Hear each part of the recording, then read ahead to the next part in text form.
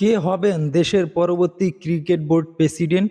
Already Nazmul Hasan Papon তিনি পদত্যাগ করেছেন।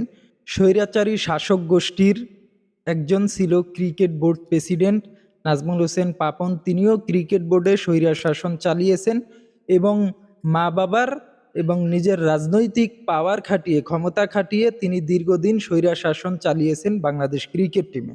তো এই স্বৈরা শাসকের পতনের ফলে এই স্বৈরা শাসকরাও এখন পালিয়েছে, পদত্যাগ করতে বাধ্য হয়েছে। তা আমরা চাই বাংলাদেশ ক্রিকেট বোর্ডে পরবর্তীতে এমন একজন লোক ক্রিকেট বোর্ড প্রেসিডেন্টের দায়িত্ব গ্রহণ করুক, যার ব্যাকগ্রাউন্ড কোনো স্বৈরা শাসকের রাজনীতির সাথে জড়িত না, এবং তিনি ক্রিকেটেরই একজন লোক। ক্রিকেটের এমন একজন ব্যক্তি আসুক যাকে সবাই মনে প্রাণে চায়, সেই ব্যক্তিটাই বাংলাদেশ ক্রিকেট বোর্ডের দায়িত্ব নেয়, যারা সততা ও ন্যায়নিষ্ঠার সাথে দেশের ক্রিকেটের স্বার্থে স্বচ্ছতার সাথে তারা কাজ করতে পারবে। দেশের ক্রিকেটে সবার জন্য সমান সুযোগ সুবিধা দিয়ে সকল ক্রিকেটারের জন্য ক্রিকেট বোর্ডের দরজা খোলা রেখে যারা কাজ করতে পারবে, ওই ধরনের একজন ব্যক্তিকেই আমরা বাংলাদেশ ক্রিকেট টিমে প্রেসিডেন্ট হিসাবে চাই। আমরা দেখেছি যে বিগত দিনে যে স্বৈরা শাসক ছিল নাজমুল হাসান পাপন, তিনিও যেমন অযোগ্য ছিল, তার আন্ডারে যাদেরকে রাখতো তারা অলমোস্ট সবাই অযোগ্য, এবং পুরো বোর্ডটাকে রাজনৈতিক কেন্দ্রিক একটা রাজনৈতিক দলের ক্রিকেট বোর্ড হিসাবে পরিণত করেছিল এই স্বৈরা শাসক নাজমুল হাসান পাপন। আমরা এই ধরনের আর কোনো স্বৈরা শাসক চাই না। এই স্বৈরা শাসকের আমলে আমরা দেখেছি এক যুগ ধরে ছিল দুইজন ব্যক্তি নির্বাচকের দায়িত্বে, প্রধান নির্বাচকের দায়িত্বে, অথচ বারবার লাগাতার ব্যর্থ। কোন প্লেয়ারটাকে কি জন্য দলে নিল, কি জন্য দল থেকে বাদ দিল, তার সুস্পষ্ট কোনো ব্যাখ্যা দিতে পারেনি। এই ধরনের অযোগ্য লোক দিয়ে এই ক্রিকেট বোর্ডের আশপাশটা পুরোটাই ভরা।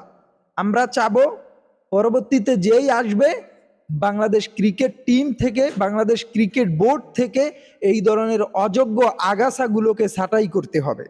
একটা সময় ভাবা হতো নাজমুল হোসেন পাপন যখন অবসর নিবে তখন হয়তোবা বাংলাদেশ ক্রিকেট বোর্ডের পরবর্তী বোর্ড প্রেসিডেন্ট হতে পারে মাশরাফি বিন মুর্তজা, এবং 16 কোটি মানুষেরই সেটাই চাওয়া ছিল। কিন্তু এখন আর কেউ মাশরাফিকে চায় না। আমার মনে হয় মাশরাফির সেই সম্ভাবনাটা নাই, কারণ মাশরাফি একটা স্বৈরা শাসক রাজনীতির সাথে জড়িত।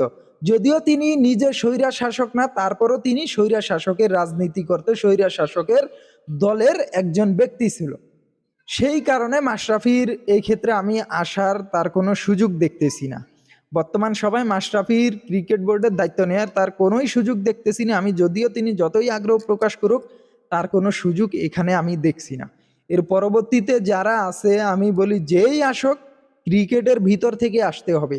ওই স্বৈরা শাসক, ওই অযোগ্য লোক নাজমুল হোসেন পাপনের মতো যে জীবনে ক্রিকেট বোর্ড ধরে নেয়, এইরকম লোককে ক্রিকেট বোর্ডের প্রেসিডেন্ট চাই না। আবার নান্নুর মতো ওই ধরনের লোকও চাই না, অযোগ্য নির্বাচক যারা বাপদাদার পৈতৃক সম্পত্তি মনে করে এক যুগেরও বেশি নির্বাচনের দায়িত্ব পালন করে গেছে অযোগ্য হয়ে, ওই ধরনের লোকও আমরা চাই না। আমরা চাই যেই আসুক ক্রিকেটের উন্নতি করবে, ক্রিকেটের স্বার্থে তিনি থাকবে, ওই ধরনের একজন লোককে চাই আমরা।